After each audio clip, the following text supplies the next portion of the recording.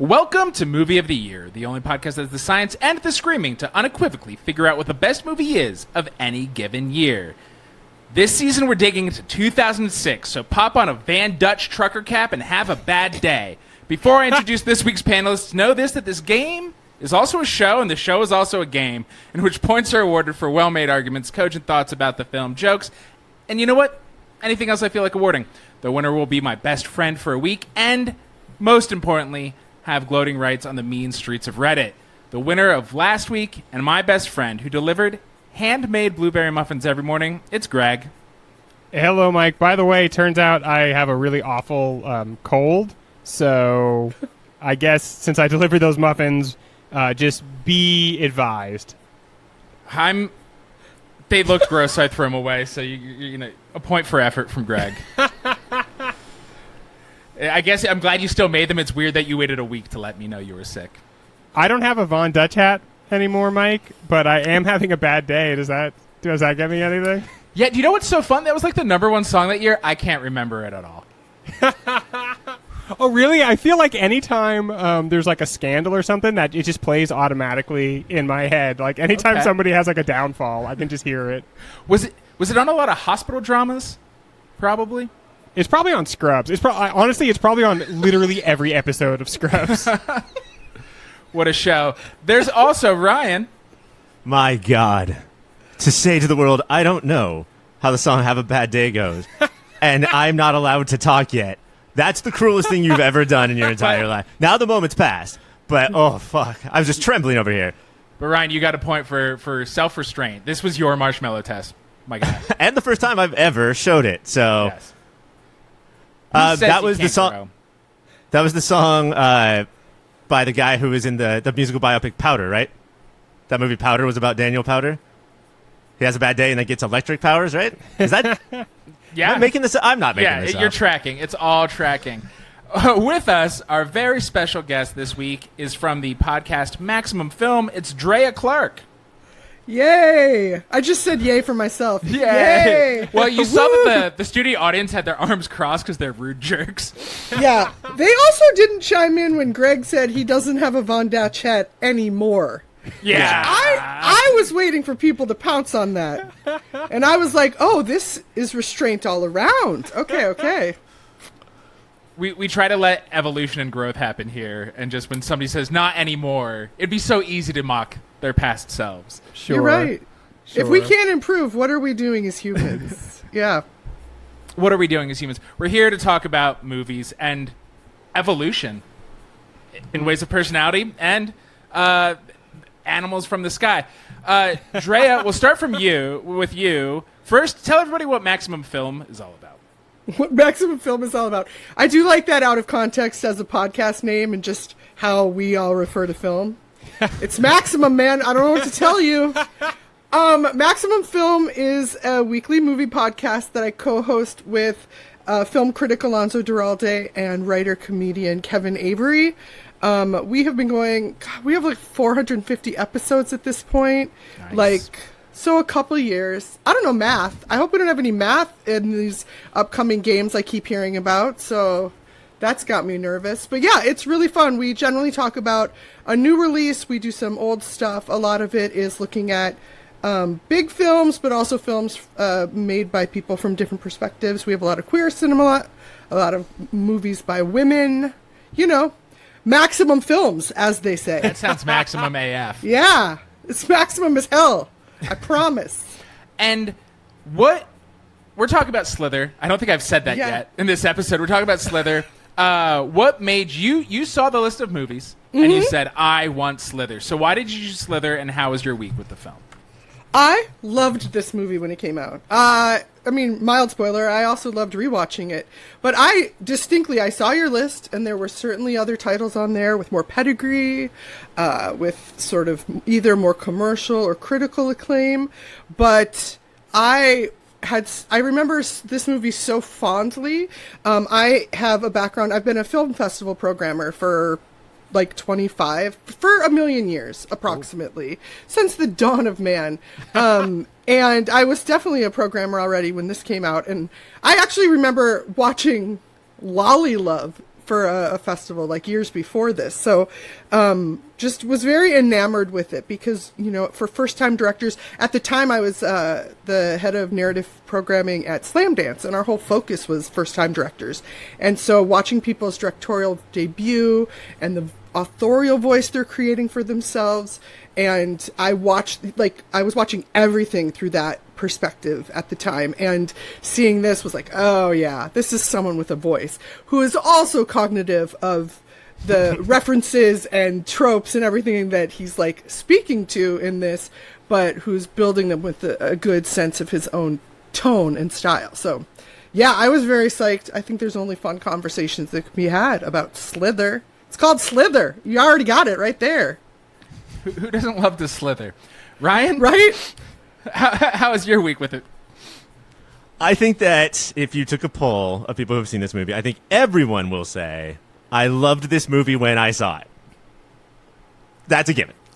But as time has gone on, I still think this movie's cool. I like this movie. The creakiness shows in spots, and I have a couple of complaints about is it music or is it karaoke?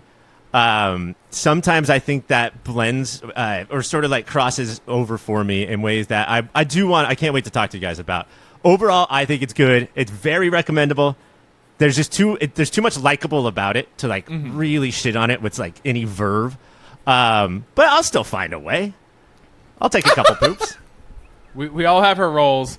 And Greg, how about you? So I'm just going to preface everything I say about this movie with I'm not a big fan of the horror genre, and if I had to pick one reason, obviously it would be scary for the genre as a whole. But the second one would be I don't like gross stuff, and so that's like I'm at a loss kind of for like what to say about this movie, because to be like it was gross and like, okay, yeah, that was very much the intention of the movie to be. Even the cover art of like the arm over the bathtub and those little blood slug going, that's like enough for me to be like, oh no, thank you, I don't want to watch this. But everything that is not the parts where it's being intentionally gross, I found kind of interesting. There's like a lot of different moves. That's what they're called movies because a lot of times they have multiple moves.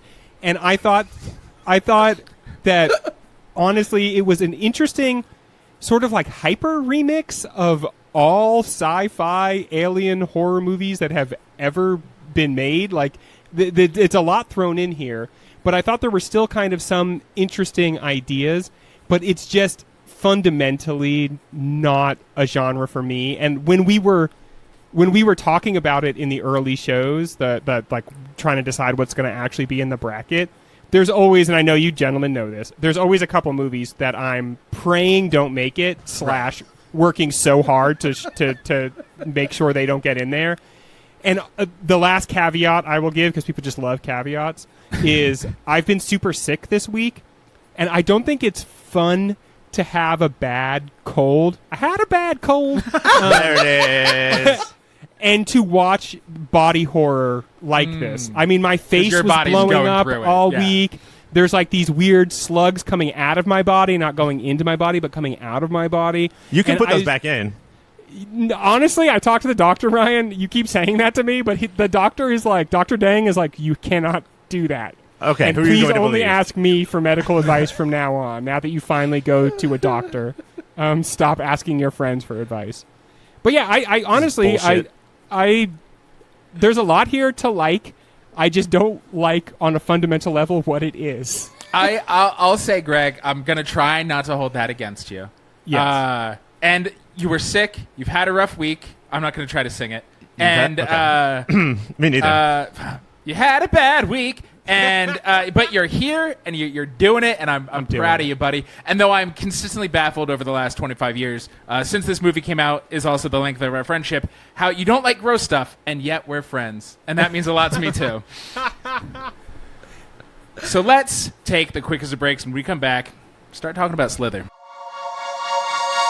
By 2006, the post-Scream horror renaissance had mostly eaten itself, drowning in lower-tier self-aware meta-slashers, PG-13 J-horror remakes, and the opening salvo of the torture porn era. Into this miasma crawled a guy who'd spent the previous decade writing trauma films, a surprisingly great Dawn of the Dead remake, Don't Fight Me, and both Scooby-Doo movies. He decided his directorial debut was going to be a love letter to every gross, slimy, gloriously stupid horror movie he'd ever seen. James Gunn shot Slither on a $15 million budget, cast Nathan Fillion fresh off the cancellation of Firefly, gave Michael Rooker a chance to spend most of the film as a tentacled meat monster, and handed Elizabeth Banks her first lead role. The film drops us in Wheelsy, South Carolina, where local big man Grant gets infected by an alien parasite that turned him into a hive mind building thing that still wants to be a wife guy. The movie didn't make half its budget back and had pretty mixed reviews. And then somehow, the guy who made it became a creative force within the MCU, building the Guardians of the Galaxy sub-franchise and eventually taking over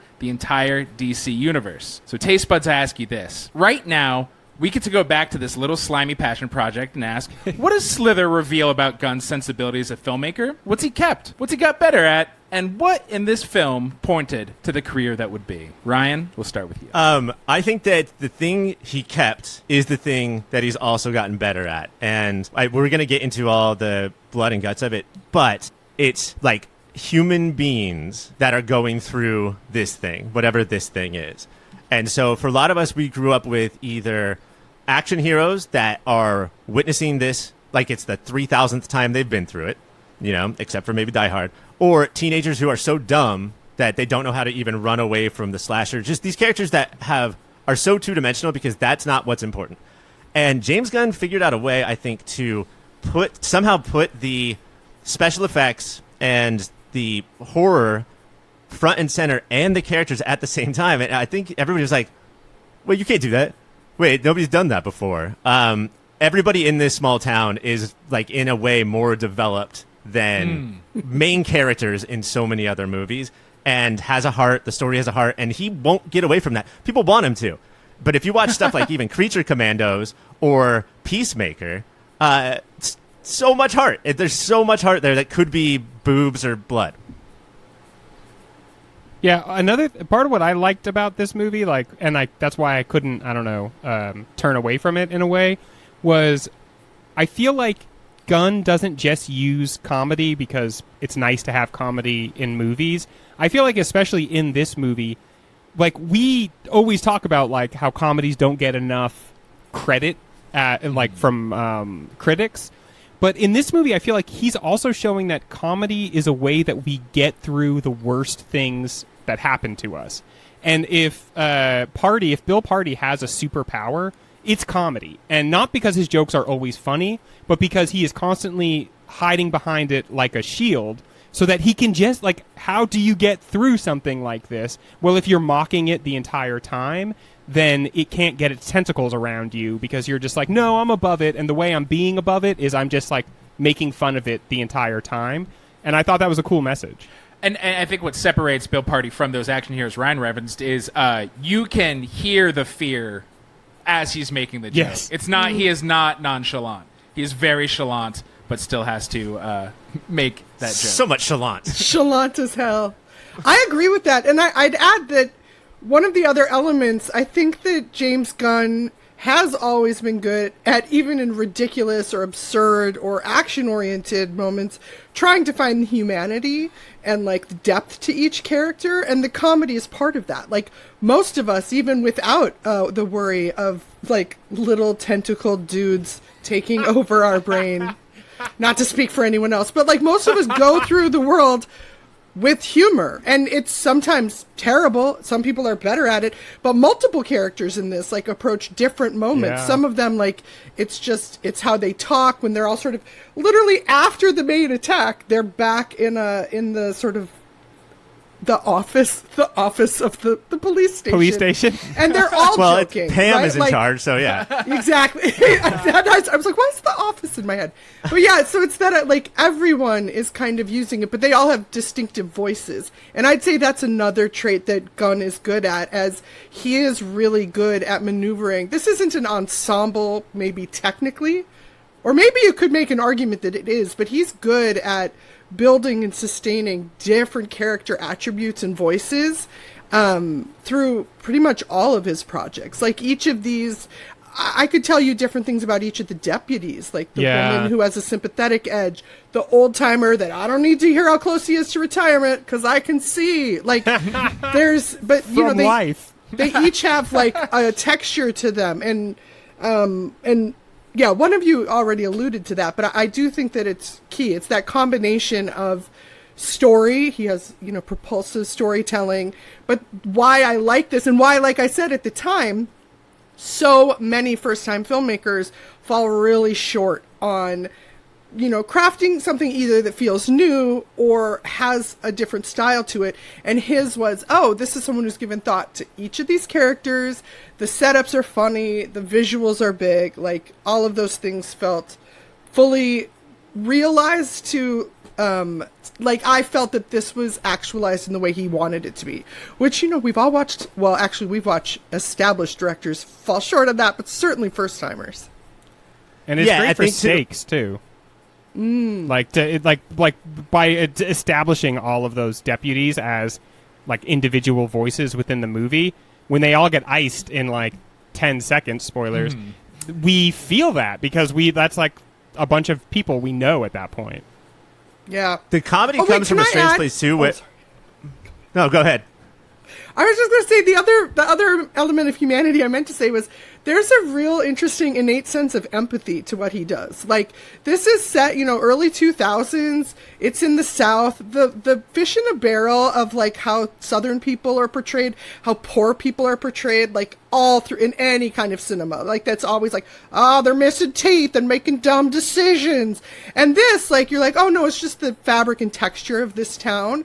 But even when we meet Starla, the Elizabeth Banks character, who's a beautiful blonde woman, and we're like, she's picked up by her husband, Michael Rooker, with his pervert glasses. And we're like, what's going on here? Is she a gold digger? And our immediate introduction and explanation of her is, no, she's been through a lot. If you had that as a way out, like that's such to build in that kind of empathy for these characters rather than just be like, Starla, beautiful young gold digger. Like, anyway. That's what I was going to say too, is that like the comedy is, it's not a super like making fun of these people. Like, there's all types of hicks and hillbillies, and they're not all the same just because they come from the same town. They are varied in a lot of ways of like where they come from, and they all have personas. We get enough time with these people to see them quote unquote on stage and off stage. So a lot of these people have this persona where they're blending into what they think the town wants from them,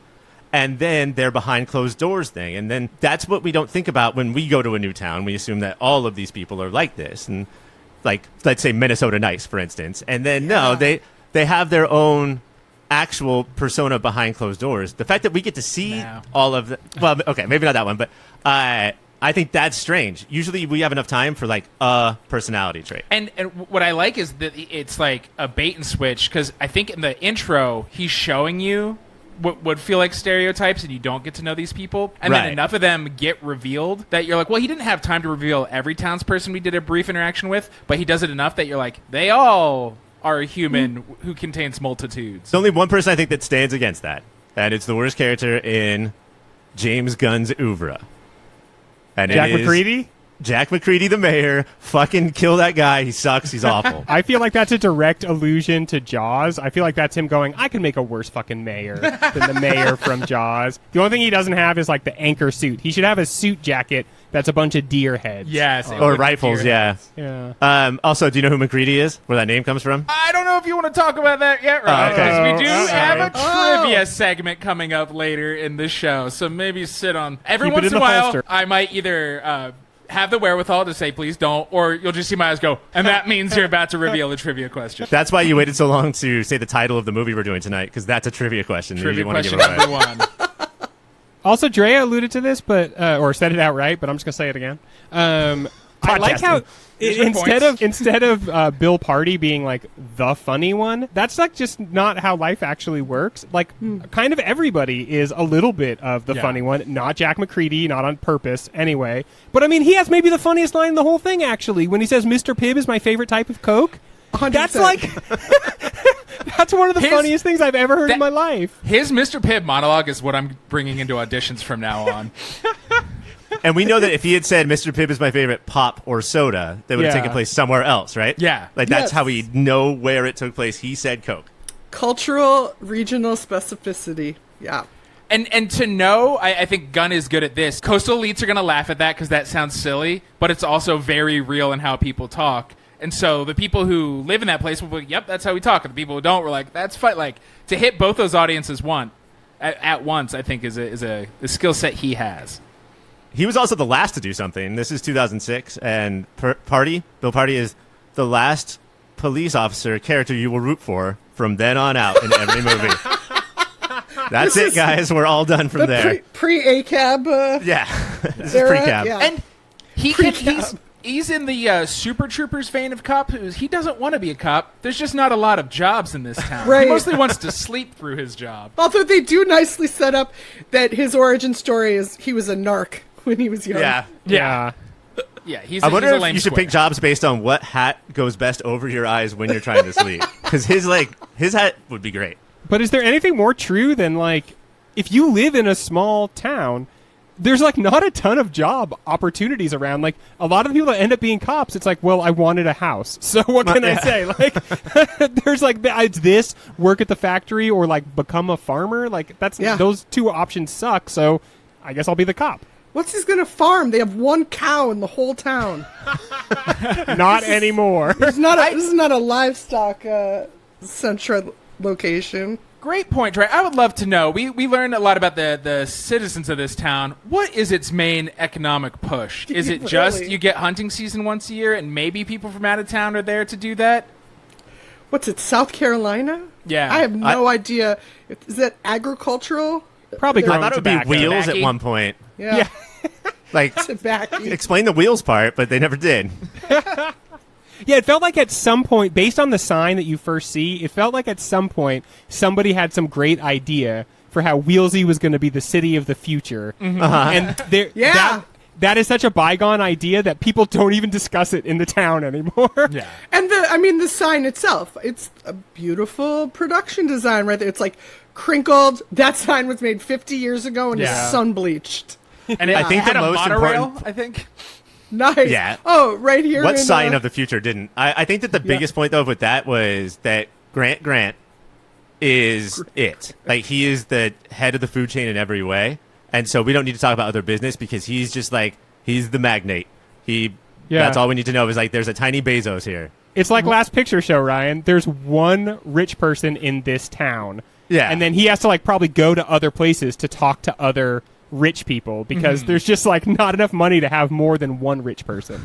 That guy does not want to talk to other rich people. No, Rooker, I guess... He's keeping his pervert glasses local. Yeah. Dude, this movie gave me an idea. If you ever pick up hitchhikers, have those glasses in the car, because if they're going to kill you, you put those glasses on, they're going to be like, oh, fuck, Yeah. he's going to kill me. You're going to kill They're me? gonna think twice. I'll kill you. That is all the time we have to talk about James Gunn, but if I was a betting man, it's going to be sprinkled throughout the rest of this episode. We're going to take the quick sip breaks, and we come back, play a little game.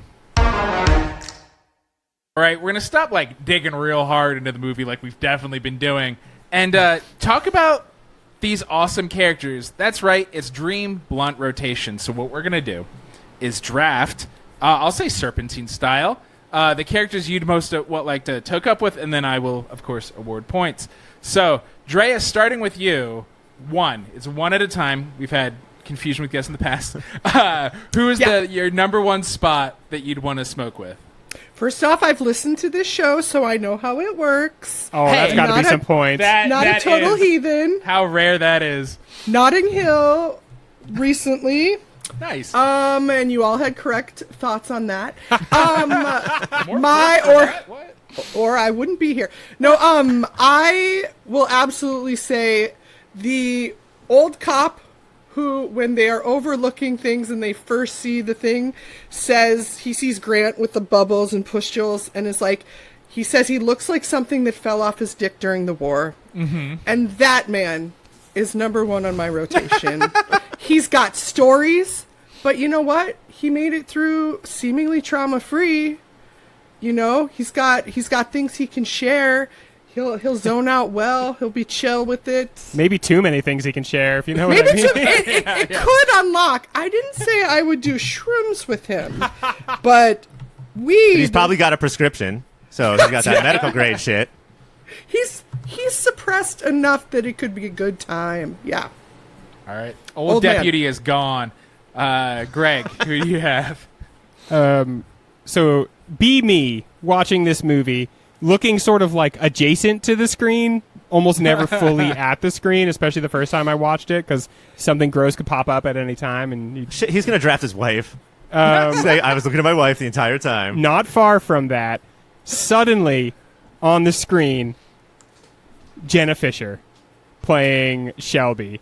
And there is just not a world in which we're going to have a movie that features Jenna Fisher where I'm not going to immediately draft her. Shelby is a very funny character, and Jenna Fisher plays her so well. And then this is one of those fun movies where the actors get to like do their normal version of themselves, and then the evil / Right. kind of part of what I like about it is like sometimes they're evil versions of themselves, but kind of giving way to Grant, and also kind of giving way to like the alien presence. And she combines all of those. It's very fun.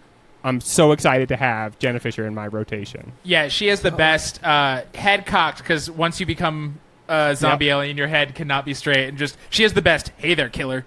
And that means it's your turn, right, guy? Sometimes, I don't know if you guys do this, you just have a memory from a movie, but you don't know where it came from. Sometimes it's from a trailer that you never even saw the movie. But I've never thought about the song The Crying Game other than sung in this specific way. Yes. No. I love this woman. Her name is Pam? No, that's Pam Beasley. Her name is I love Crying Game. Yeah, her name's and great. I want to party with her. Either she's so fucked up when she's singing that song that I can catch up, or she needs it more than ever, and then we're going to karaoke for the rest of the night. I have looked for 20 years for karaoke that has this, and nobody ever does, which I get. It's a slow, depressing song, but I want to sing like her so bad. And Grant is like kind of in cruising mode at this point, and so just Yeah. establishing her on the screen and then showing him, and it's like he's really weighing his options here. Oh, small towns. Like a guy with those glasses would do. Oh yeah. Yes. All right, it is Serpentine, so back to you. I don't know exactly how this game works. If we just get the character, or if we get everything that comes with the character. But I'm going to take Dr. Carl.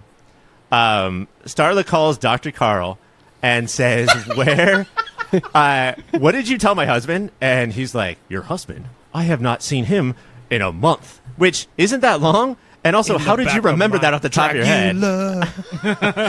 Now, if I also get to smoke weed with Rob Zombie, that's nice too. But I'll take Dr. Carl as well, because he either has prescriptions for us or he's got that pad, which we will get him high and we're going to steal that pad. But if you're slightly wrong about something, he's a judgy bitch.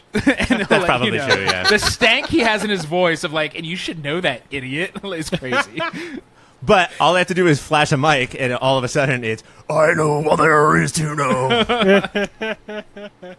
Dr. Carl was so quick. He would have been happy to be like, what? I've never heard of Dr. Patient confidentiality. What do you want to know? Do you want to know what happened a month ago? Yeah. All right, Gregula. Also, doctors go by their last names. Not in this town. It's Dr. Carl. His name, I'm I guessing assume, his is Carl first name is Carl. Yeah. Carl, yeah. Based on the people in this town. Okay, let's see. How am I gonna? I'm looking over my list of names here, which is so long. It's actually surprisingly long now that I'm looking at it. I'm gonna pick the dumb one. I really like Nathan Fillion. I like him in basically everything he is. I don't know that my favorite role of his is Bill Party, but if you're looking for someone to party with, why not choose a guy whose literal last name is Party? He's got some good quips in here, and if it comes down to it, and he's not using a grenade, he could probably kill somebody if necessary. So I'm going to say Bill Party. And you know he's going to do that joke where he busts in, gun drawn. He's like, you're under arrest. Just kidding. Give me that doob. And here's more. You're under arrest for not being high enough. All right. Solid. Drea, what do you got? I feel it's important to say that I would have said the Crying Game singer, now. That is how happy I am to be in this, and also furious I am that someone else already took her. Just rage flames on the side of my face. However, I will absolutely, and I did not see me sticking on this whole law enforcement track, but Margaret, the deputy at the beginning, well, she's throughout. I love Margaret. Margaret's she's no nonsense, salt of the earth. Chapstick is her makeup or whatever. And when we meet her, for some reason, they're just across the street watching school get let out. And I'm like, are these deputies also crossing guards? Like, she's like cleaning this kid up, and there's a great little double entendre because Bill Party's like, what would you do for something like that? And she goes, blow. But she's talking to the kid to blow his nose. So, it's maternal, but not like soft. And I don't know. I think she's great. I think she'd be a good time. I think that she would also have the freakiest stories to be telling. Like, that woman has cabinets of secrets. Like, she knows everything about everyone in that town. But she, she's taking care. She wants the vibe to be good. If you, at any point, there's always like, oh, does someone running to the kitchen? Margaret's going to run to the kitchen. She'll be like, can I get you anything? Does anyone else want anything? It's going to be that. And you can just stay in the basement on the couch or wherever you're doing this rotation. Every smoking group needs a mom. And you're saying Margaret is going to be it for you. Yeah. And now it's back to you. What is your final pick? Oh, no. Okay. So this one, I need to really be clear on why. Because please remember, I've said the word pervert a lot, so I need you to remove pervert from being ascribed to me. But my next choice would be Dustin Milligan, who has a non-speaking role as the kid who's drawing Starla with boobs in her class. Dustin Milligan, you might recognize from Schitt's Creek. He's a Canadian actor. I forgot when this started, and now that I've produced some films, very small films myself, I was like, oh, this is a Canadian co-production. Like, that's, they have a Canadian lead, the DP is Canadian, it's probably filmed there, and Dustin Milligan's Canadian. I was like, oh, I bet this whole cast and crew, Team Canada. But Dustin Milligan showed up later on, like, Beverly Hills 90210, the revamped series, and then he was the dentist on Schitt's Creek. So it was already one of those, like, oh my god, seeing him this, like, awkward teenager, but just having a doofy ass boob drawing, that's good energy. Like, it's both lascivious but also non-threatening. I don't want to like hang out with teenagers ever in my life, and certainly not now. But that kid, he's fine. He's not talking. He's also he's so over smokes. So I'm not worried about anything inappropriate. He's just grinning. Corner. He's and what grinning. he serves as. Yeah, he's just smiling to himself at what all these deputies around him happen to be saying while he's stoned off his tits. Yeah. He serves as a court reporter. So he's just in the corner drawing what he's seen happening. And then the next morning, you guys look at the evidence of what went down. He's doing the terrible. And he brought different colored chalk to do it in. Yeah.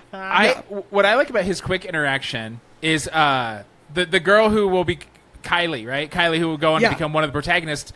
She sees and like rolls her eyes and like disgusts and hits him, and he waggles his eyebrows like, "I could draw you too." Like this is gonna turn her on me being lewd about our teacher. Yeah, that guy was like, "Oh, is the camera on me? I'll make a moment of it. Don't mind if I do." All right, Greg, your last pick. Okay, so I think there is one person besides Jack McCready that this movie does like dirty. Well, I mean, Jack McCready sucks, but like he's a one-dimensional character. But I think there's a character that this movie does a little bit dirty, and it is Brenda Gutierrez. And I think she could use a night out. I think she could use a good hang. She's bringing the baby.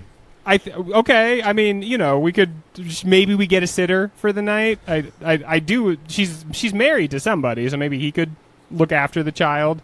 But the movie is kind of like wantonly cruel to her, and she's obviously like the bad woman. Starla is like the perfect, like somehow like both virginal and then still like, but within the bounds of marriage, I should consent to have sex with my husband, and like even if I don't want to because it's what's that guy's name? Michael Rooster? Rooker. Yeah, and just even if you're a character in a movie and that guy comes by, like even through the movie, you're like, I don't know if I should associate with this gentleman.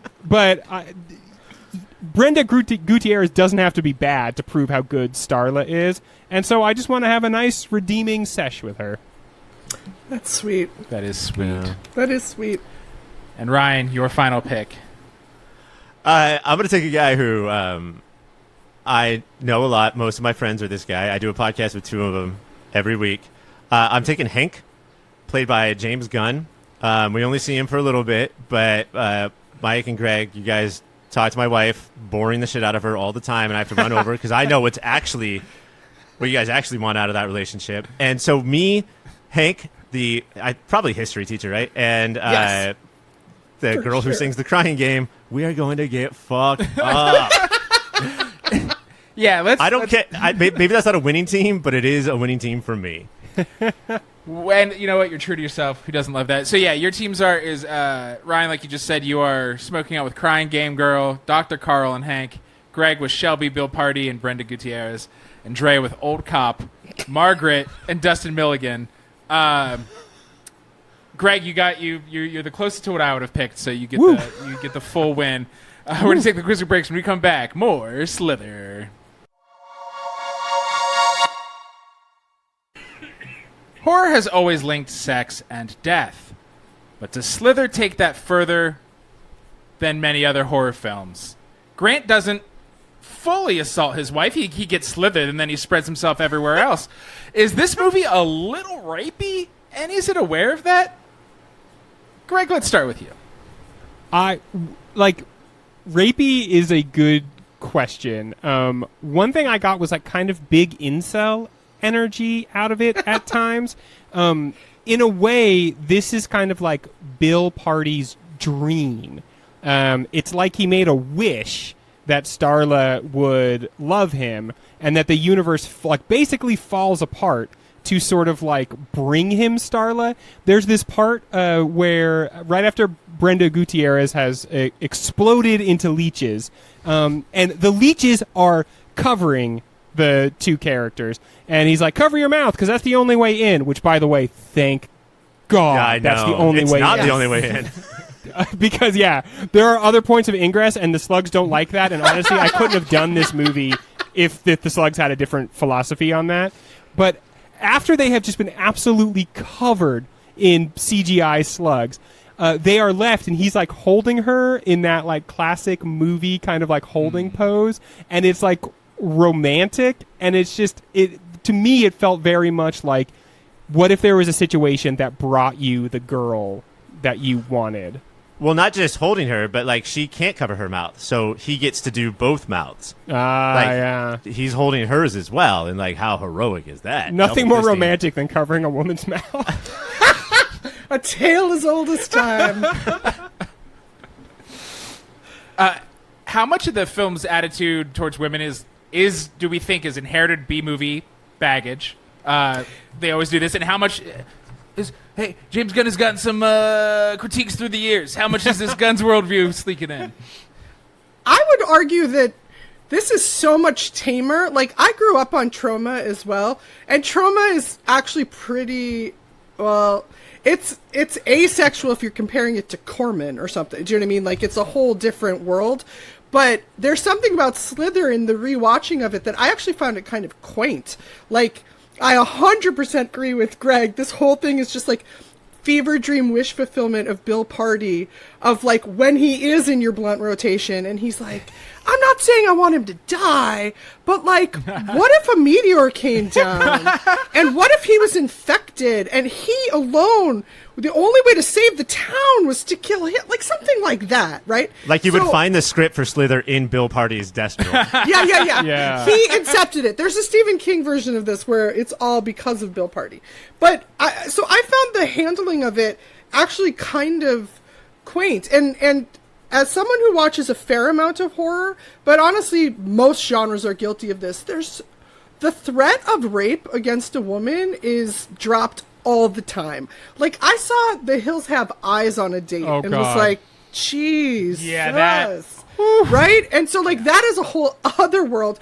But in this, Starla and Grant are set up with clear, there's a power imbalance, and we're told about it. It's primarily class and financial, but in their marital bed in the moment, like she's like not feeling it, but where I assumed that scene was going to go is she was just going to let him have sex with her. Acquiesce. And she was just going to have her curlers in her hair and a grimace on her face, and that's what we were going to see. And instead, she's like, no, thank you. I'm not into it. She doesn't let it. He gets sniffed, he's like a pouty bitch and leaves, but I never had a sense of like impending threat. And like even when he's out, like he's necking with Brenda in the woods, he even draws a line there and he's like, I'm a married man, right? So there's like this very kind of puritanical sensibility to some of it, even with the things of like infidelity or their own sort of relations. Like, and even in the stuff with Bill and Starla, there's flirtation, but I'm never like, this is a hot moment. Yeah. And I think that James Gunn is much more interested in romance than in sexuality or, having like any kind of heat portrait.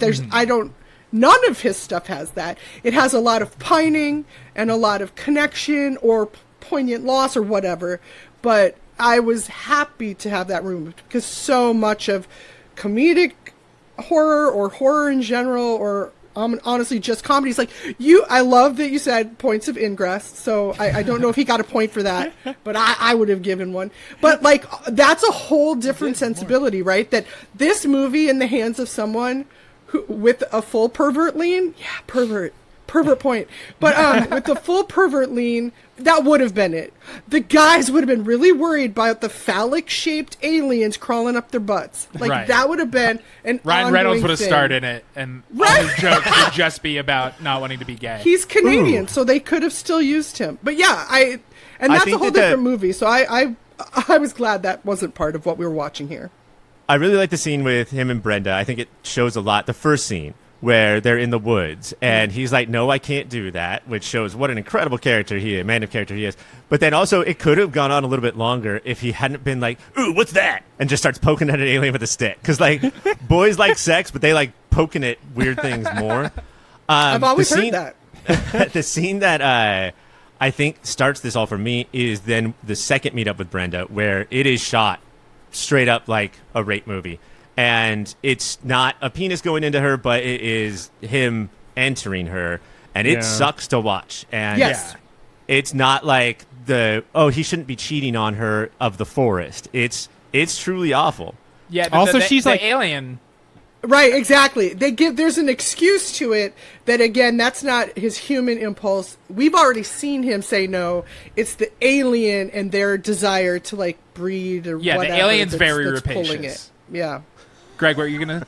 Oh, I was going to say, sorry. like, also that's another instance where, like, Brenda is, like, taking that for Starla, and that feels a little uncomfortable, but also, like, there is something I found kind of compelling in the movie about when Grant it's like, oh, you know what? Okay, I'm not going to fully cheat on my wife. I just want her to think I'm going to, and I'm just going to like indulge in some light making out. But that sets in the that you notice that when he's like, she doesn't want me staying out too late. And it also sets up the idea that like he is so obsessed with his own wife, kind of cool, that like that becomes the focus of the alien's obsession, and then it becomes the whole town's obsession.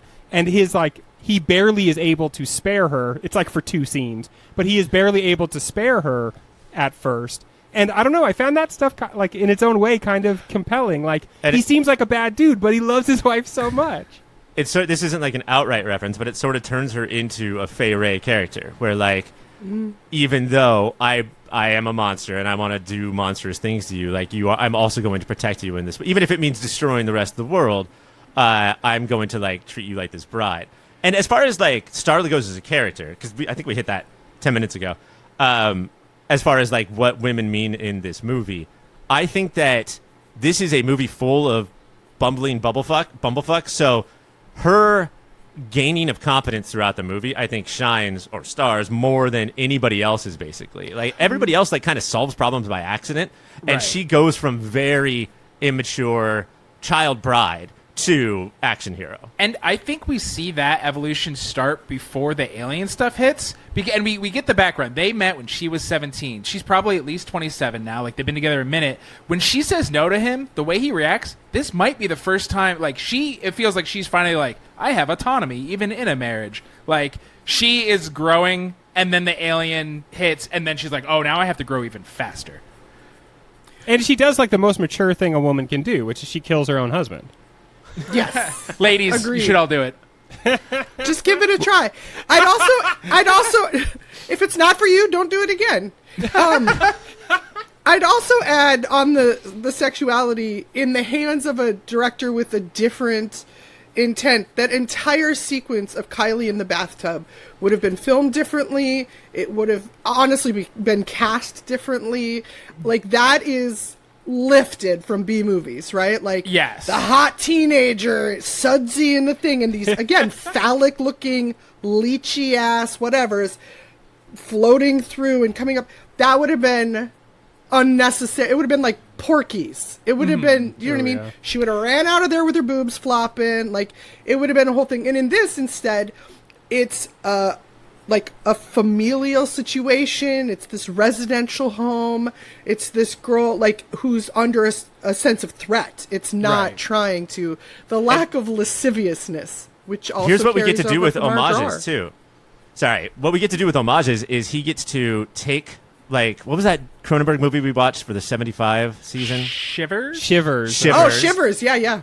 And Nightmare on Elm Street, and from separate decades, and sort of like, I'm paying homage, but I'm also like updating what we're okay with in 2006, you know. And it's going to be creepy, but not in all the ways those were creepy, because maybe that's not cool anymore. Dude, when that slug swims past her waist and still goes for her mouth, that's one of the greatest moments in the movie, man. Because I have to tell, like, you see her in the tub on the box art. So, like, you know this is coming, and then you're like, okay, this is going to be the scene, and then she's in the tub, and you're watching the thing enter the water, and there is just this ratcheting up of tension where you're like, please don't make me watch this, dude. And then when you don't have to see it, it's so great. And Gunn makes a deal with you where he's like, okay, you're not going to have to watch this, but 10 seconds later, you're going to have to watch two little kids get infested by slugs. That's the barter. And the nastiness of her nails, her very cool nails, foreign is classy, if you knew anything, Mom, dig into the slug, and it, like, the squish pop of that is gross. In a different fun way. I have to say, there's also this ratcheting up in that scene of, like, from the second you see that family, you're like, oh my God, it's like the camera is stalking them around their house, and you know you're going to see them get obliterated. But that tension is also relieved because awful that those two little girls get infected, but they both fucking kill it. They both do such a good job being evil little girls that it's like, this is acceptable to me. Like, because kids love doing stuff like that, and kids don't get traumatized by having to play roles like that. I mean, there's things that could traumatize kids on a movie set. Obviously, we've talked about it a lot on this show, but, like, they're just getting to play pretend, be an evil version of yourself, and both of those girls are eating. Like, you can tell they fucking love it. The family fun time riff of them is so great. Yes. The family fun time. I come from a family that legitimately would say that. This is QFT, quality family time. So I fully appreciated that moment. But devices away. Exactly. The turning of there's real threat and real whatever, but the body horror is almost exclusively played for laughs. Like, it's you're drawn in. There's an absolute ickiness of it, both of Brenda, definitely of what Grant becomes, but, like, even with those kids and each person who's kind of decimated by one of the creatures, it's as soon as they're it's funny. Like, there's a humor to it. There's no time for pathos in this film. He's not worried about, like, we'll mourn the dead when. The walks alone are worth it, to be honest. Everybody doing their, like, now a slug is trying to figure out how all these different limbs are supposed to work together. They're doing Has anyone in this family ever seen a zombie before? It's all the Edgar suit from Men in Black. Yes. This goes back to what Mike said, too, is that he wasn't going to let those kids get away because of what Mike said about his interviews of, like, I'm tired of the PG-13 stuff. Like, we need to like not have an outright at the end of the scene where the kids are fine or the dog is fine or whoever, the priest is fine. Let's see everyone get fucked up. And you know what? Say what you want about the Slither worms, but those two girls were on a track to become trad wives, and now they won't be. And isn't that better? They're both reading Goosebumps. I know you can you always have to peep whatever books people are reading in a movie. It's so important. They're both reading Goosebumps, so they're creepy little girls, which is why they're so good at being creepy. So there's worse things, you know.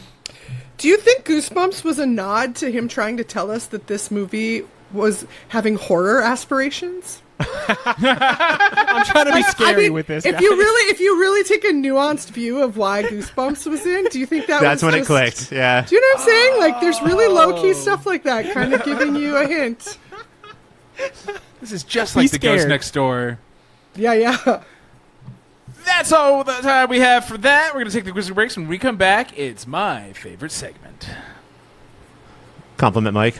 Compliment Mike time. Yeah, everybody prepare 3 compliments for Mike. I have to do a quick 3-minute check. I will be back as soon as possible. No, I was going to say I think it's the perfect time for bathroom break and fill your drinks and all that. We'll take the quickest of breaks, Mike? Some are calling it the quickest of breaks. That's right, it's time for trivia. And before we jump into this, where some say the game is made, let's do a quick check-in on points for the people listening who don't see it right there. Now I'm pointing at it. Mirrored video fucks with my head. Drea is at 66, Ryan is at 63, and Greg is at 63. So with trivia, it's anybody's game. Oh, no. The rules are simple, but the game is hard. I will say a trivia question. When I'm done, you say your name, and whoever says their name first gets the answer. But I do have to be finished with the question. I will try to read like a normal human being. We'll see. Question. Does that mean getting distracted every couple of minutes and looking at your phone? Yeah. No, wait. I care about reading. I say I'm a reader. You know what, Greg? I enjoyed that. Question first. What's the low-budget comedy horror studio where Gunn cut his teeth? Ryan. Damn it. Is it Trauma? It's Trauma. What was Gunn's feature writing debut? Greg. Drea. Greg. Romeo and Juliet. He had no I knew that one. confidence I knew in that.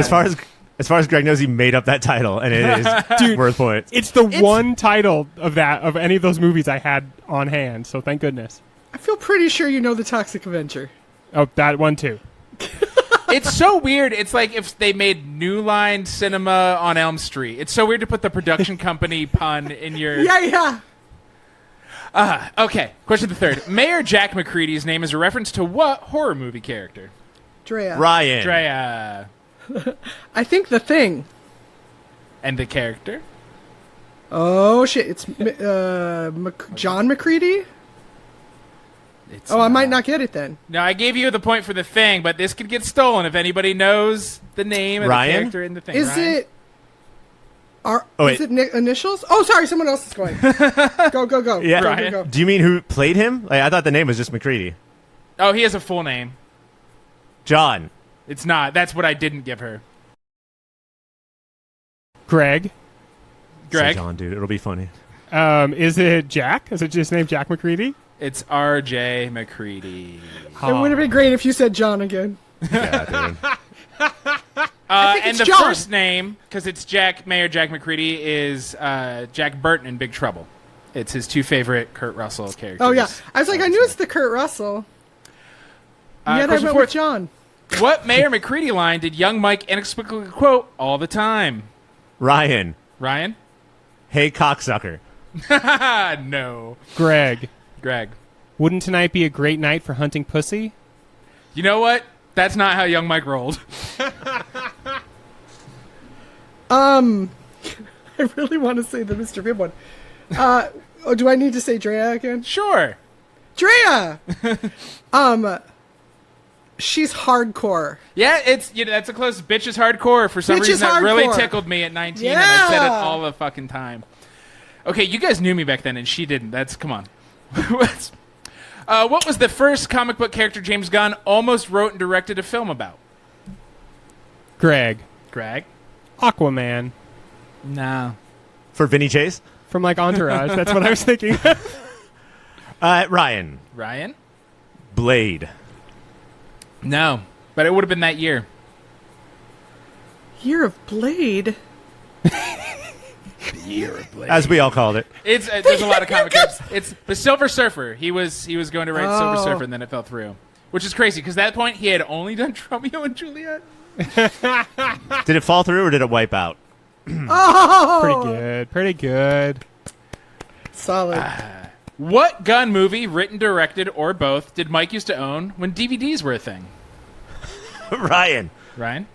You said Dawn of the Dead. I gotta say Dawn of the Dead. Yes, that counts. Any Oh, there were more than one. You had the whole thing. I had Drea. more than one. Drea? Super. No. Oh, that's Greg. a good Yeah, guess. that's though. close. That's a good guess. Yeah, Greg? Slither. It's Slither. Damn Ryan. it! Which cast member was at one point married to James Gunn? Ryan. Ryan. Jenna Fisher. Jenna Fisher. Is that true? Yeah. Well, I mean, obviously it's true. Yeah, I'm just surprised. That's what I Crazy. mean. I'm surprised.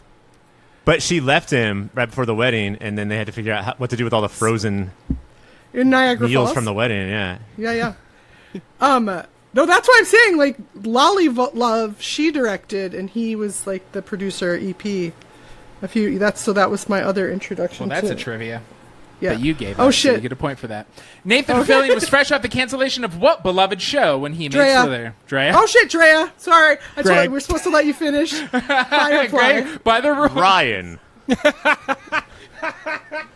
I get it? Yeah, John? yeah. You'll each get a point for that. But now I'm name so any sorry. other Nathan Fillion show. Somebody say their name. Greg. Ryan. Greg first. Castle. Drea. No, we're done. We're moving on. Keep going. Name Fillion. any other actor from Firefly. Drea. Ryan. Drea. Alan Tudyk. Shit. Ryan. Ryan, sure. Summer Glau. Yeah, boy. Greg, you get a turn. Greg. Morena Baccarin. Close Nice. enough for jazz.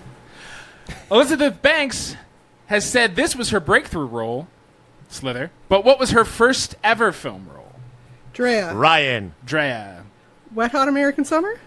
Yes. What does her character Lindsay taste like in that movie? Greg. Ryan. Greg. Burger. It's Burger. Even though she had clearly been eating ribs. Look, he's a dumb man. I hope someone got fired for that. What character from Wet Hot American Summer has Mike been for Halloween? Ryan. Ryan. Christopher Maloney, the Yep. chef. Okay, I want you to. I would have guessed that. That's what I would have guessed. Stay away from the fridge, Mike. I was in a couple's costume with Ryan and his wife. Was one of them the can? Yeah. No, I had a can in my hand. Ryan was Paul Oh. Rudd and his wife with his, what's the name? Katie. Katie. I don't know his name. Greg Henry, who plays Mayor McCready, has played an asshole in how many things? Oh my god. Ryan. Ryan. 100%. Yeah. Oh my God, that was the right answer. It's a trick question, all of them. And we already answered this earlier. What horror-themed rocker cameos is Grant Grant's doctor on the phone? Drea. Ryan. Greg, I think I heard your... Rob Zombie. It's Robert Zombert. And ending trivia, what is a quote from Slither that current Mike says every time he sees a plate of bacon or a nice juicy steak? Greg. Greg? Meat. It's meat. You stare at it, you say meat. And Every that's... time, Mike. Yeah, I did it this morning at breakfast. It's Had so they hard played- not to. It's so hard not to. Even when I was still not sure I liked this movie, I was like, okay, well, that's a great thing to say when you see meat. Meat. It's inarguable. That's how we play trivia. Taste buds, they say that zombie movies are always about society's biggest fear of the time. Could one argue that the dangers of capitalism are the fear being spotlight here? We get Grant as the town's big businessman, the capitalist, and he's the one who quietly gets inside everyone and erases their individuality. So, Drea, what is the film saying about power, conformity, and who benefits from the hive? That's fascinating because my read on it was much more about the insular nature of this story, of that it's like a microcosm. Normally when we have a zombie story or whatever, we may just be seeing a piece of it, but it's worldwide, right? Like, it's spreading. We see it in Paris. We see it in Tokyo. And this is just a small-ass town and then it spreads so quickly that way. And so the idea, to me, the read of it was how quickly things can spread in a small town, how quickly that infection of either how people see things or see a person or whatever. And then there is an interesting classism, the capitalism of it. Give yourself a point, guy. Like, that's a really interesting take. I like that a lot. To back Drea up, though, like, they talk about each other a lot. And that's how we get the information, and a lot of that information is wrong. Like, that's how we learn about Starla without knowing anything else about Starla. We see people, like, designate that the deputy is a lesbian, and therefore they're like, we now know, we don't need to know anything else about her. Like, she has that box checked, and, like, that's all we're going to know about her. So the inside personalities, like, that's what a small town is like, you know? Mm-hmm. I do like the capitalist angle, looking at, like, the avarice of it. This movie employs one of the great tropes of sci-fi, which is, I temporarily mind melded with this thing, and so now I can give you as much expository information about its motives, its previous behavior, its lifespan, how it got here, right? That is so handy, and you don't have a lot of moves like that you can make in a movie that, like, makes it easy for you to talk about what's going on. But not only is the avarice of this being, like, unchecked, but the physical reality of, like, making its domicile out of all the biological matter, and the fact that, like, humans, to the owners, humans might as well be cows or dogs. Like, they are all meat. It doesn't really matter because they don't see other human beings as having, like, the same sort of value or individuality that they do. Other human beings are just a vehicle through which they achieve their own, like, you know, ends. Or just fold into me. And then I don't care about you anymore. Like, Crash become into part me. of my greater, and then, like, but the whole, here's what I see, here's what I want. I feel it's a little bit like putting 2026 onto 2006, which is totally relevant. But, like, this guy reminds me so much of Jeff Bezos, the hairdo and the weird energy, and Caleb Herron's quote about how democracy has to end because these threes wanted to be tens and they turned out to be fives. Like, that's what we're watching him do. And take over for what he thinks is best for everyone, and it's so clearly not. Can I just say... Oh, go. I was just going to say, it blends both of those things, because you have... Like, I read it very much as, like, the small town idea of everybody knows each other's business, that hive mind of, like, the shared thought. You know, you get to a thing and, like, everyone feels this way about a certain family, or this person's ostracized, or whatever. But then also, they're all so excited. Like, the idea that they get to end up in his house at the end. Like, the willingness to be like, oh, would they follow anybody who had this pull? But they're all like, yeah, we're now in the best house in town. Yeah.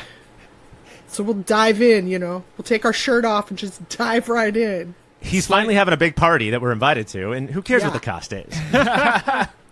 Slightly off topic, but I have to say one of the things I really like about this movie is that it starts off as, like, a creature feature, and then suddenly it just changes gears, and now it's a zombie movie.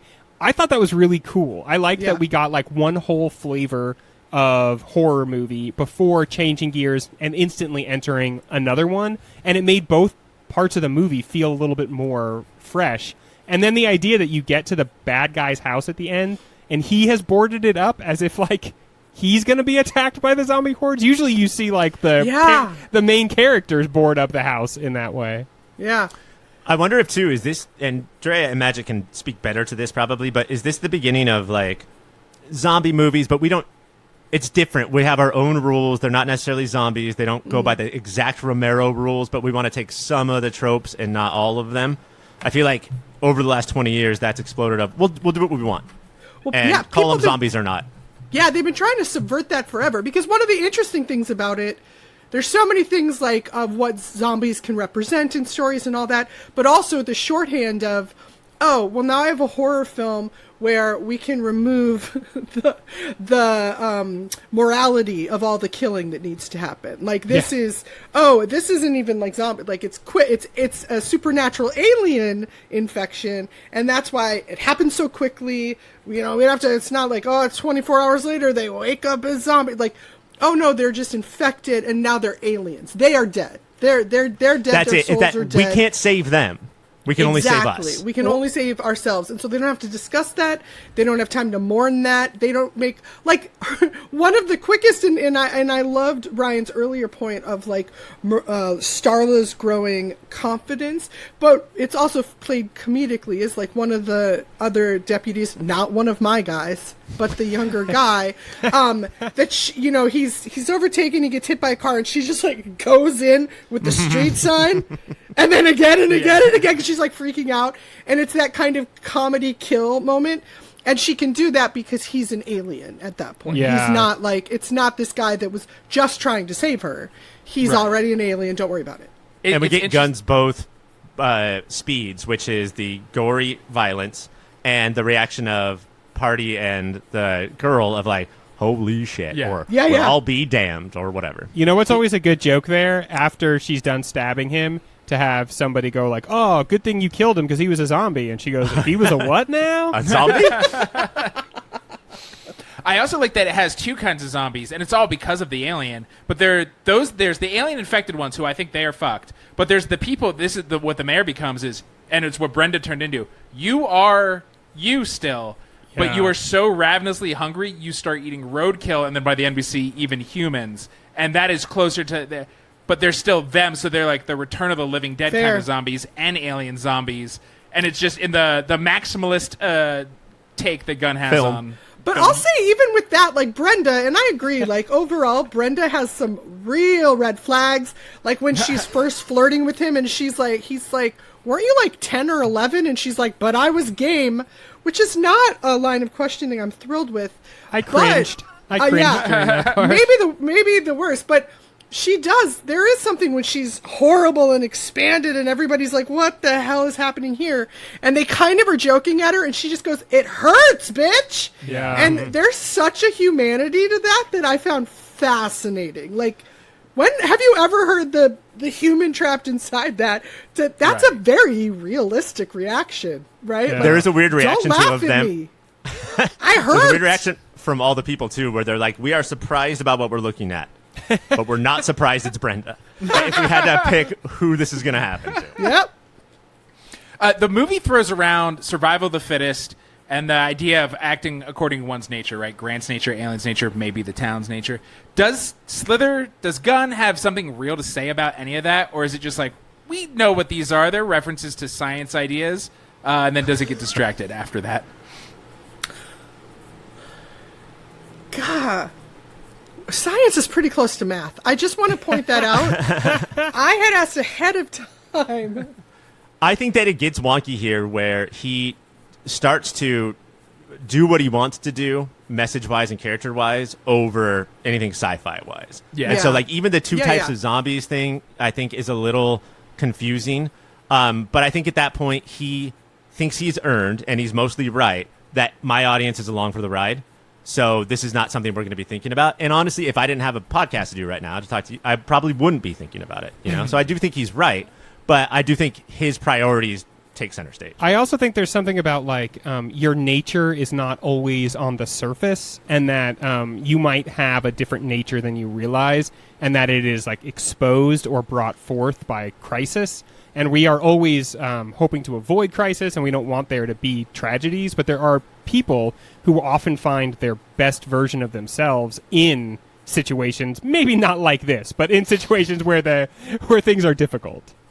That makes sense that he took over DC, because those bitches are always in crisis. Like, there's a crisis every 3 years. Oh, Crisis that's for good. days. It's like there's an infinite number of them. Speed round.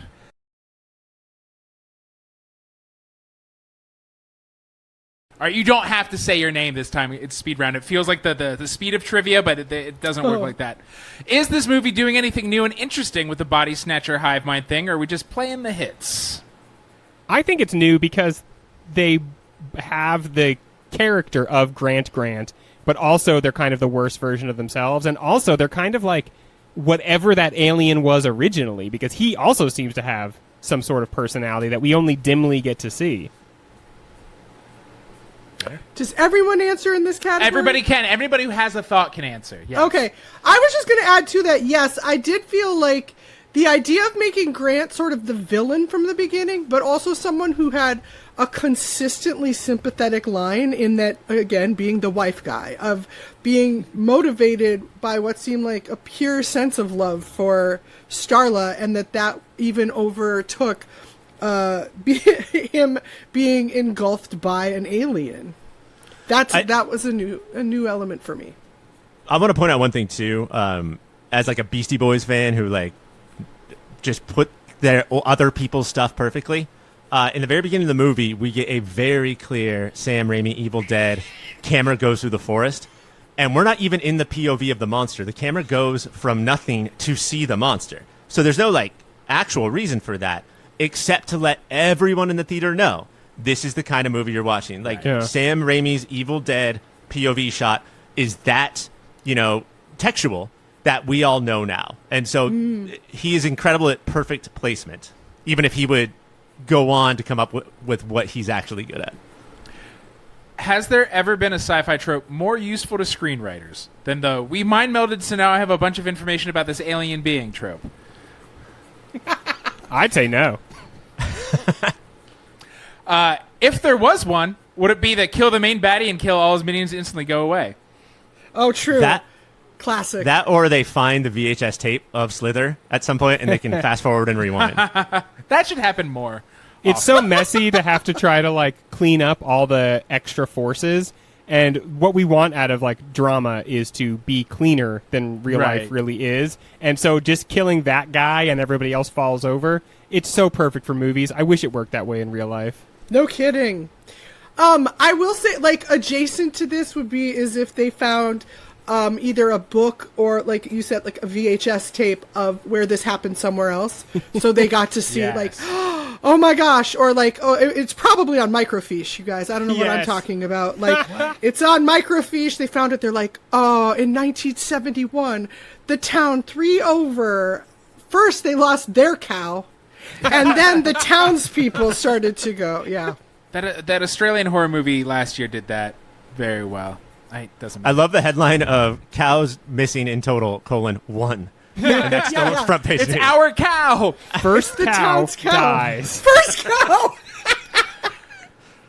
We've already talked about how Greg Henry, who plays Mary McCready, can only play an asshole. Is that because his hair is brown on the sides but blonde on top? Is that why he's so typecast? Yes. There's like, that's it. It's related to that, I think. It's because he's got very good plugs. We want, like, we can deal with plugs if they look bad, but his, I think, are actually pretty good, and that's villain. They're the wrong color, though. Yeah, okay, there's that one problem. His hair has absolutely been lightened on top, and it was in my notes to cover it, but they also gave highlights to Nathan Fillion, as if brunette men should be feared. They were like, oh, this guy... your hair is too brown to be the main guy. You need just a little blonde. Based on the post-credit scene, were we denied a whole Slitherverse? It's refreshing that we were denied it. Like, that's cool. One and done. Although, didn't they make an appearance in Guardians of the Galaxy? Did they? Oh, did they? Oh, yeah, in Benicio del Toro's collector area. Oh, that makes total sense. I was literally, like, as the movie comes to a conclusion, being like, wow, no false ending. That's actually kind of an interesting take. Roll credits, boom, here's the real ending, dum-dum. I can't tell you how many times I've seen this movie. I had never seen that scene until this week. Yeah. And I was like, new, cool, I'm glad this is it. What As if a cat at the end lady, credits... I was very disappointed. What if the end credits said Slither will return in Casino Royale? Oh, now I'm on board. Hell yeah. No wonder he's he's so violent in that one. So his name is Grant. We're just okay with that? Here's why Small I town think it fan. works. When the movie is about how the whole town becomes him, having the same first and last name, that's kind of an interesting mirror. It became very Malkovich. Malkovich. Yeah. Grants, I want you to know, I did not catch at all that his name was Grant.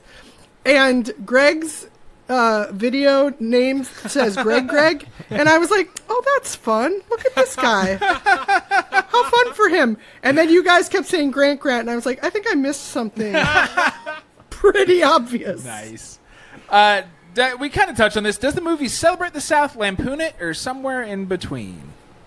I think closer to in between. And actually veering towards celebrating. I think in terms of celebrating, it's more, I felt that the characters weren't played for laughs as the butt of jokes, but instead of like the texture and or not their interest. southernness was the butt of jokes. Exactly. Like they could be dumb, but like it's not that Southern people can't do dumb stuff. It just can't be like stupid tropey bullshit that we've heard a billion times. Right. I did not see too many overalls. That would have been a real line in the sand for me. I think that like it's okay to make fun of the South if it seems like grounded in the reality of the South, but like a lot of the rest of the country / world has like a completely fictionalized version of the South, and then that's when it's like it just feels like punching down. The part of the South that I loved, that I'm gonna like implement into my life because I'd never see it here, is the dad of the daughter in the bathtub. When he comes out to his porch, brings his cup of coffee and waves. Like, I want that cup of coffee never to leave my hand in the morning. I believe it's called the veranda, and I agree. Yeah. Otis on the veranda. Final question of the evening. What is there to know about the Crying Game? I mean, do you want me to spoil it? Yeah. Finkel is Einhorn, is basically all I know about There's it. a slug where you don't expect there to be a slug. That is all the time we have. We're going to take the quiz breaks, and when we come back, let's give this movie some awards. Can you believe that the Academy did not recognize Slither in any way, shape, or form? What? That's crazy. Some Cannot believe that. fun facts about this. This is our first James Gunn we've ever done them here. This is our first Nathan Fillion. This is our first Elizabeth Banks. And Michael Rooker, you know what, has probably showed up, but I'm not tracking. It could also be his first, but that guy's in everything, so I don't rightly know. Let's start off with our fun ones. Fashion. Drea, who is popping off here? Okay, I have a single look that I think I would like to talk about for 1,000 years, mostly because I think it is the equivalent of knowing what James Gunn's psychiatrist hears, and that's the very virginal nightgown that Grant dresses Starla in after she's been captured. Again, this is a woman he has been married to for quite a while. I don't know why she owns this. It's like a polyester sateen nightgown, like cut like it's from the 1950s. And then she has a moment where she sort of hikes it up to like put her de facto knife in her equally virginal looking, nicely covering panties. Like, yeah, those this are granny is panties. these are like, I live here, I'm at home, I'm comfortable, I'm going to wear this underwear. Like, this is not, I'm going to be photographed putting a knife into the side of this. Like, I loved that. And again, it goes back to the quaintness of it, of the, oh, James Gunn, bless your heart. Look at you, afraid of girls a little still. Also married, and maybe afraid of girls a little. But yeah, in general, all of the jeans were terrible, and I was thrilled about that. Right, Ryan, what is your fashion? I'm going to stick with Starla because I do think that she is the fashion icon of this movie. But I'm going to go with curlers. I don't understand what they do. I don't understand why you put them in or don't. But what I do know is that based on TV, that you put them in to tell your husband tonight's not the night. Yeah. And Don't bring that shit around tonight, Buster. that rejection was his fault. he's there with the signs. And I just will say that that would not work for me either. Like, I kind of think they're hot too. So not that I mean I would listen to my wife and her wants and needs, but I would not get the message. Is what I'm saying. Greg, I feel obligated to tell you they curl your hair. They curl your hair, right? What? For Yeah, about I know. 15 minutes. It does. Well, that's why you're supposed to sleep in them. The curl Yeah. lasts longer that way. Yeah. Greg, For what about is your 15. fashion? So I loved the virginal little dress that they put Starla in. But, by the end of the movie, Starla is not that character anymore. By the end of the movie, she has earned a white long jacket. That's right. Oh my this God. is a woman who can take care of herself. She's still going to be like adorned in the white, and in fact, the white is unbloodied at this point, and so it itself is kind of like a return to the virginal, but also maybe slightly military. Right? This is a woman who knows what she wants. She knows who she's going to stab. She knows who she's probably going to hook up with after the credits, and that jacket says like, I'm a boss bitch, and I killed my husband. All of a sudden, she looks like the characters in the Nebuchadnezzar that go into the Matrix, and now she's just like dressed to fucking rock and shoot. I swear there's someone please write me or whatever. I swear there's at least one other horror film where when the woman is like bloody at the end or whatever, puts on the pristine coat as a sign of like coming through it. Like Hell I felt yeah. like that was a reference. Hell yeah. It just Sure. escaping me what it is. Our new award this season, I phoned it in, which I believe Greg actually named last week. And Greg, so we'll start with you. What situation would an iPhone have fixed instantly? Okay, I got the perfect one here. Back in the day, two people would have like a disagreement about a fact. And there was just nothing anybody could do about that. It was like, well, Golden next time we age. get to the library, I'm going to look this up, idiot. Mayor Jack McCready refers to the aliens as Martians. And Sheriff Bill Party says, you think they're from Mars? And he's like, it's a catch-all term for people from space. And Bill Party's like, that is not fucking true. You had to leave it there back in the day. In the iPhone era, boom. You take that out, you ask, probably get the AI answer, skip past that, go to the Reddit thread that the AI is taking the answer from, and it will tell you, yes, classically, Martian can refer to space people, even though that is for dumb people, but dumb people over time affect the language too, and so we have to give in to them. I mean, these are the same people who have changed the definition of literally to the opposite, right? Oh, Yes. yeah. That's literally true. iPhones being a boon to know-it-alls. I hadn't even clocked that, and it's so the truth as someone who is a real know-it-all.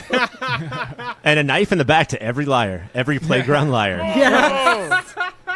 I swear Paul from Wonder Years was Marilyn Manson. Your Don't look it uncle up. did not work at Nintendo? My thought on this one with the iPhones was that they actually would have exacerbated things. Because, again, this whole thing is that it's just this town, right? It's contained. He's like, oh, Shelby, get the CDC. Shelby's gone before that can happen. So they take care of it. The idea of how many looky-loos would have been like, a woman did what in a barn? They got what over there? Like, it would have been flooded with every for the gram. idiot, right? Like, every mouth breather from 12 counties over would be coming over in the middle of the night, messing things up. They'd have so many more infected. Yeah, bad stuff. I like that take on it. And Ryan, what's yours? Back then, like if you wanted to play a song, you needed a like a Discman if you just want to hear it, or a like vinyl and big speakers. She could have been rocking that Air Supply song with an iPhone everywhere she goes to keep Grant on track. So yeah, I would say I don't know if Spotify was in 2007, but Pandora. So if it's Pandora, you would hear 10 minutes of ads, 3 songs that sound like that Air Supply song, and then you would get to it. But it's still faster than needing a whole stereo setup. Mine was Grant. Sort of maybe he's thinking about cheating on Star at the beginning, and so that's what eventually leads to him getting infected the whole time. Getting infected. If he had an iPhone, he's just texting Brenda. They're just meeting somewhere, and nothing goes wrong. No one's slithered. She's sending him pics with the baby in the corner. Yeah, we're all good, and he's into it because he is a pervert. Cringe. What made you cringe, Drea? Okay. So I already said, like, I thought the handling of, like, female bodies in this was rather respectful for this kind of movie, except in one case. And I'm so glad she's been talked about already because she's also my favorite character. And that is Our Lady singing The Crying Game is in the most unflattering shirt jean combo I have ever seen on anyone. I was like, that outfit alone is fat phobic. What am I looking at here? It was so cringy. And part of me, I was like, okay, I feel like wardrobe either was in on this or didn't know how to tell her. Maybe she dressed her, maybe she was an extra and they bumped her up and she wore her own thing. But like, that was the kind of, I know that's not necessarily an age thing, but it felt that very indie film, like, ooh, nobody was really looking out for that. But now 20 years later, I'm like, oh, damn, they just let her wear that. Because it's a great moment, like her singing and her voice, and then the kid, what we see, the karaoke thing, and then we pull back, and I'm like, oh my God, what is she wearing? I hate it. I hate it. Based on our entire conversations tonight, I'm realizing that if there was a full crowd, she wouldn't have been nervous. She was only nervous because it was just Grant. And she was like, oh, fuck, what's going to happen? You look out and you see those glasses leering back at you. It's too much. The glimmer hugs the whole face. You just see the glasses. Like fucking Elijah Wood in Sin City. Seriously, yeah. That anime sheen where you can't see the eyes. Ryan, what is your cringe? I'm going to go with the mayor. Like, the term cocksucker has gone on to mean something different than what it actually technically literally means. It's something you throw out. But the mayor is one of those people who means the literal definition when he says it. Like, he's actually calling you that. And I hated every time he said it, which was double digits. It was a lot. Who was it? Al Swearingen? Yeah. Nice. Greg, who's yours? I think this one is obvious, but it's just real for me, and I'm going to say it, and it was brought up earlier. The movies handle so many things so well, but in its effort to paint Brenda Gutierrez as the bad type of woman, that, like, hell, you were 10 or 11 years old, or you were only 10 or 11 years old, and she says, hell, I was game. Like, that reverberates through your body, and it, like, takes a long time to leave, like some sort of slug that's worked its way in there. And I just, like, again, sometimes the way I do cringe is, like, I'm like, what am I not excited to see here? And in Cringe the movie, which so much of this is, that was honestly like the least pleasant part. Grant has a line where he says, where's that half Mexican husband of yours? And right there, you sort of get everyone's impression on that household right there. Yeah. And again, Brenda already had enough going for it. We already know she's hot to trot. We already know, like, oh, problematic, or like a woman of low intent, whatever it is. But the age of it, the idea of, I'm like, and she says it, I'm like, that doesn't read true. And also, there's no reason for that. Like, are you doing this so... I don't know why that's going to make me want to see her punished more. If anything, I'm like, protect this woman. No one ever has. You're right. It's so interesting because Grant is the one who's like, no, that's too young. So you're like, I guess I'm on the villain side here. Like, yeah. Have you guys noticed that we made it this far into the show about a movie about a worm that finds a terrible person and then eats his brain, and have not made one RFK Jr. biopic joke yet? That's pretty impressive. Very good, Ryan. Very good. There's the restraint. It was one of the first things you mentioned. Before we get to the big 2 awards, let's pause as we do and talk about recommendations. If you liked this, you might also like that. Ryan? I mean, I was so set to bring up like a very obvious one that is referenced in this movie. I'll go later in case somebody does. But then I remembered the single best TV show of this year. And no, folks, it's not Euphoria. The best TV show of 2026 so far is Widow's Bay. And this is on Apple Plus. And if you're looking for what has come from Gunn and Raimi and Hot Fuzz and Shaun of the Dead and all of the genre blends, I cannot believe what Katie Dippold is doing with this show. Starts off kind of slow, getting our feet wet, and then it's amazing. I don't want to say too much because it's so funny and scary at the same time in a way that I sort of think trounces all the movies I just listed. So please, please, please, because I need a fucking second season here, guys. Greg, what's yours? I thought Ryan was poaching mine, but instead he had a much better recommendation probably than mine, because I'm more of a first thought guy, Mike. I don't know if you're aware of that or not. But if you love the body snatcher hive mind thing, I think you would love, also on Apple TV Plus, please check out Pluribus. And I, just like Ryan, I don't want to say too much about it, because part of what's interesting about this show is that the way in which it unfolds. But if you are like Greg and you're like such a sensitive little fella that you can't take when things are like icky or squishy or like kind of gross, Pluribus takes everything. Okay, wait. I mispronounce this on purpose as a joke to my wife, and because of that, Yeah, because of that, I say it wrong other times. Pluribus, like from the pluribus unum. But it is very interesting. And if you are like me now, or like me more like around 2006, then all you want to see is Seahorn, whether it be Jason Seahorn or from the last couple of years, Rhea Seahorn. Just absolutely kill it. Just point the camera at this actress and just be like, show us what you got. And I highly recommend. And if I can do a quick rec right here, Mike. Jason Seahorn, so handsome, wasn't he?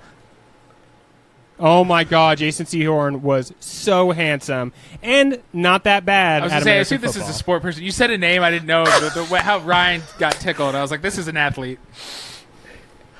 Is he actually married to Rhea Seahorn? No. Oh, no. I was like, oh, that's fun. I didn't know she was married to an athlete. I have no idea who he is. Same. Drea, what is your recommendation? That wasn't a brag, by the way. It's just some pop culture blind spot. I don't like sports ball. No. I respect for athletes. Some athletes. How's that?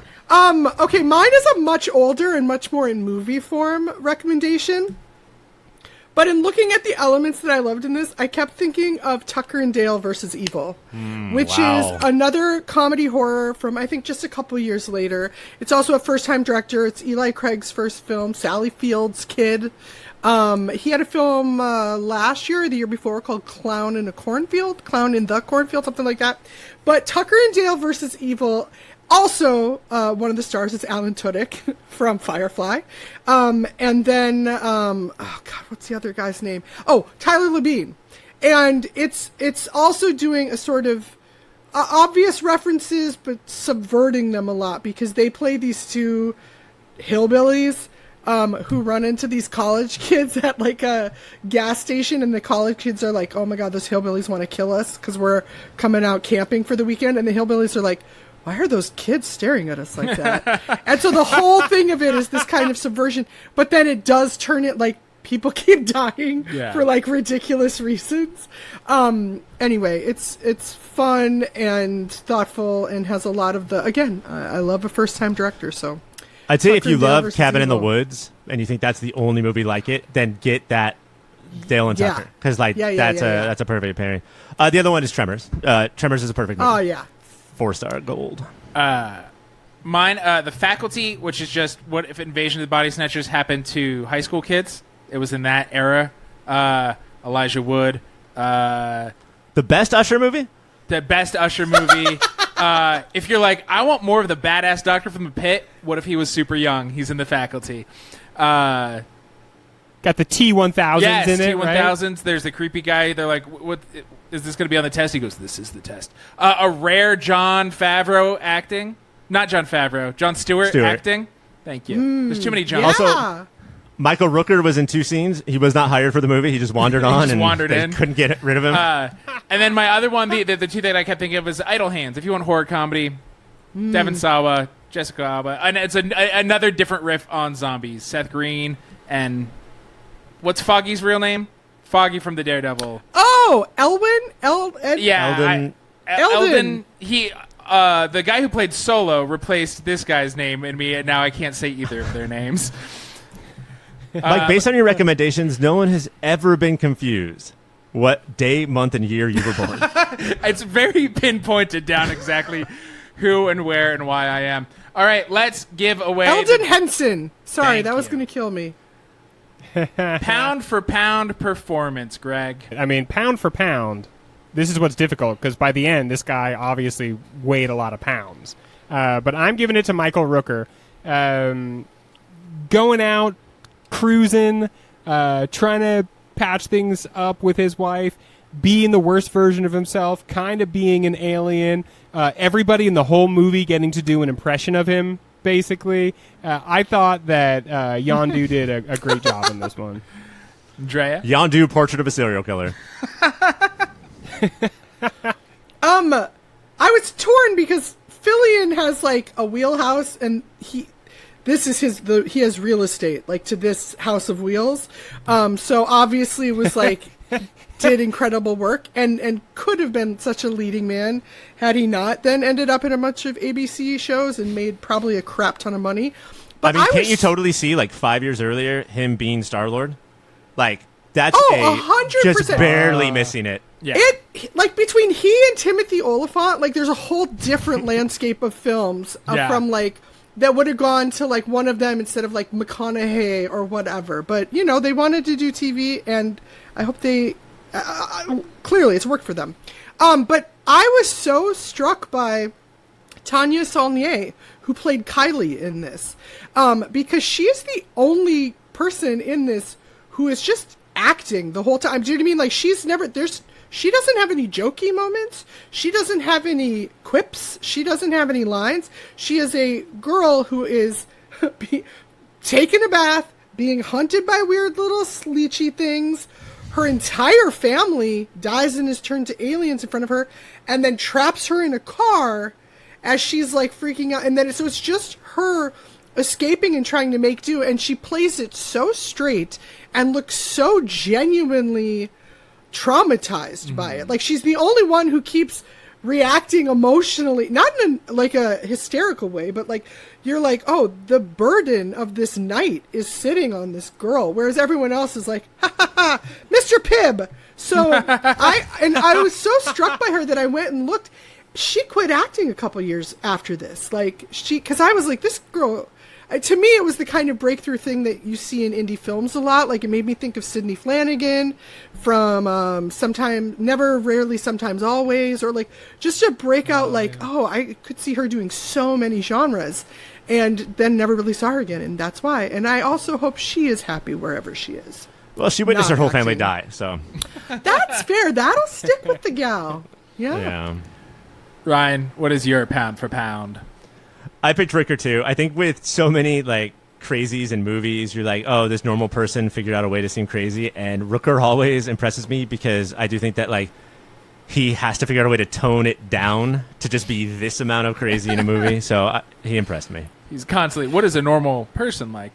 For a lot of the same reasons, Dre, you said about the gal who played Kylie, mine was Elizabeth Banks. Because other than the stab scene, she plays it very straight, and she plays a woman who is terrified of her husband but still very much in love with him the whole time, until I guess the very end where she's like, he dies, he blows up, and she's ready to make out. I'm like, that seems quick given everything else we've seen from Star It's Nathan Fillion. That's you know, true. It's true. But good acting, good movie. Let's do director's signature moment. Dre, we'll start with you. What is the gunniest thing? I definitely have this. So, I mean, I knew exactly what this would be. So, when Charlotte comes home and Grant's face has started having like boils, and he's like, it's a bee sting. And so it's like balancing a hybrid of comedy, terror. She's horrified. But like you said, like, she's repulsed, but she's also concerned about him in a very sort of like loving way, like, throughout that. So you get all of those, and then the cops come in, and then Rooker steps back, and sort of the sound like drops, and it's him, and one of his arms is just a long floppy tentacle that he starts like wappling about, and then he's running out, and it like knocks over a lamp. It hits the door jamb on the way out. Ba-doop, ba-doop. So there's like this goofy, it goes back to like a close-up of Fillion holds, and he goes, what the fuck was that?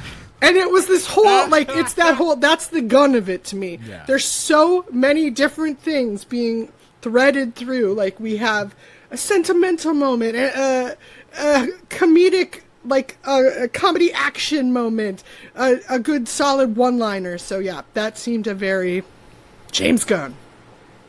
Ryan, yours? Although it didn't have a needle drop, which would have made it, if it had gone out from there into, like, you know, Foreigner Steve Miller or Band. something. Yeah, exactly. It's the Brenda explosion. I feel like that the Brenda explosion, it's possible that he thought of that before anything and was like, let me write a movie around this. This is what he loves. It's the crazy thing that creates many more crazy things. It's the crazy impetus. That body, like, you want to talk about clumps? Like, what if somebody was the clumpiest clump in the history of time, where it's just a tiny face and then the rest is Eddie Murphy's body. Like, I think that is the key to the movie. I want you to know you said clump, and this also fits. Actually thought of Augustus Kloop from the Charlie. Oh, hell yeah. Because he blows. Oh, no. It's Violet Beauregard that blows up. Either way, I was picturing the face and the thing. Well, she looks like she ate gum that was possum flavored, and that is what happened to her. Greg. For me, when I'm watching any Gunn movie, I remember when we talked about Mean Streets, part of what, like, Mean Streets, like, the way Scorsese gave it, like, that Scorsese feel was he literally went to his own record collection and was like, which of these bad boys could I put in this movie? When you're watching a Gunn, you're like, what sort of found song will he resurrect? In fact, I thought he directed Supergirl just because of the song that's in the trailer for Supergirl. He didn't, apparently, I learned that via texting with Ryan. So for this movie, it's the centrality of You're Every Woman in the World to me, including, if I had to boil it down to one moment, it would be when the tentacle goes out to start it on the stereo. But the way in which it's like, you listen to that song and you're like, actually, the song's pretty good. And then the lyrics are like, kind of like mirror what's going on in the movie, and the fact that like it keeps popping up over and over and over again in the movie, that felt really I don't know how romantic that sentiment is, but him saying like, well, then I'll become every man, and then just sucks every man into the town. Yeah, the sequence of the tentacle playing it, and then it's she's trying to still be like normal, and it's playing in the background. The mayor is starting to eat people, like it's that like montagey thing of sequence while it's playing in the background. Gunn. That Gunn is it. So let's talk about... I mean, you guys can see it. It used to be a secret. It used to be a big reveal right now. So, Ryan, you got 144 points. Not a slouch. Pretty good score. It is my record, but we'll see Greg? what happens from here. 143 points. Also my record. Drea, probably also your record. 145 points. You are the winner and my best friend for the next week. Oh, I'm honored, and it is my record. That'd be weird if it wasn't. Well earned. And it was a reveal because I can only see two of those numbers. Oh, nice. Excellent. Well, thank you for joining us. Plug your show one more time. Maximum Film. The most maximum film discussions you can hear in your maximum ears. Yeah, it's on anywhere. Well, listen, you get podcasts where you get them. Put in Maximum Film. We will show up. I promise you. And let's talk about Slither towards the end. What of our awards could this movie win, Greg? Do we have a grossest moment? Because I feel like it could be all the nominees for grossest moment. Maybe we'll have a special award there.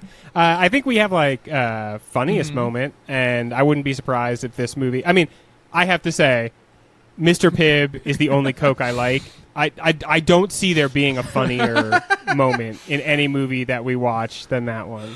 And it's not just that it's that, there's also a whole extended riff on the importance of what he's been through and why Mr. Pibb should have been what he deserved.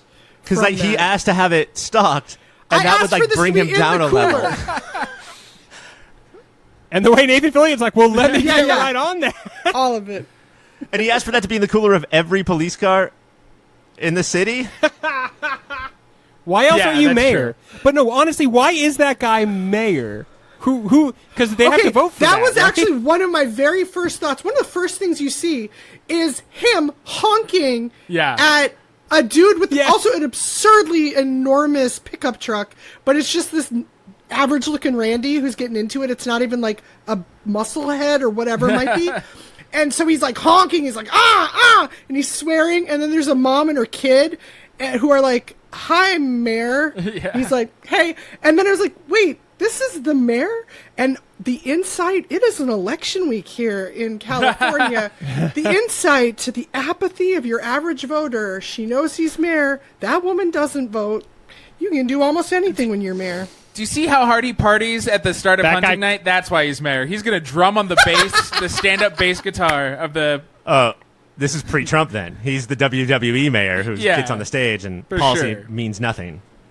So, Mike, that means he could be biggest shithead because that really it shows the difference Yes. between the villain, Grant, or the alien guy, Yes. and shithead, which is the person you hate the most and you want to kick in the movie, and that's definitely Mayor McCready. All right. We'll see in a nigh 88 weeks when this season is done.